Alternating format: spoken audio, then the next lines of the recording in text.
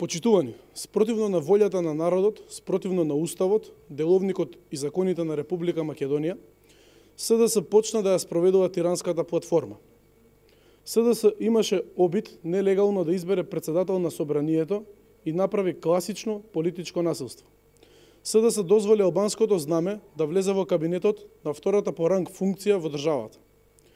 СДС молчи околу најавите на Талат Џафери дека ќе го раководи Собранието на Република Македонија на албански јазик. Нормите се јасни.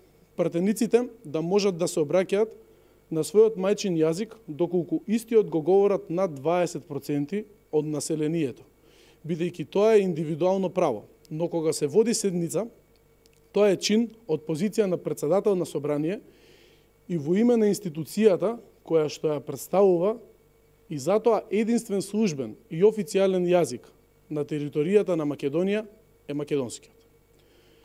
Со молкот се потврдува стравот на народот дека СДС договорил албанскиот јазик да биде официјален на целата територија на Македонија, само за да се добере до власт, а Македонското собрание да стане трет парламент во регионот каде седниците ќе се водат на албански јазик.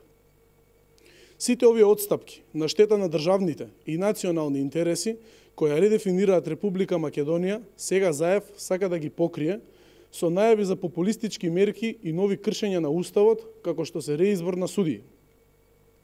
СДС еднаш веќе го имаше унакажено и целосно партизирано судството со реизбор на 600 судии кои ги имаа поминато нивните партиски филтри. Судството тогаш го допре дното. Сега Заев сака да го реализира истото сценарио само за да се спаси од одговорност за криминалиите кои што ги правил.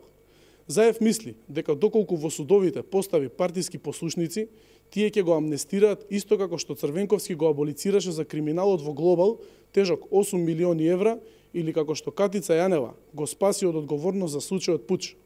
Целата јавност го виде како бесрамно бара подкуп по 1 евро од квадрат кој треба да се уплатат кај вицато. Целата јавност знае за криминалиите во Цареви кули и исплатите кон Струмица газ.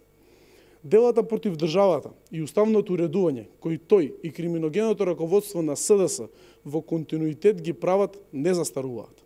Единствено нешто кое што Заев може да се надева е дека со промена на судии ќе ја одложи правдата, но бегање нема.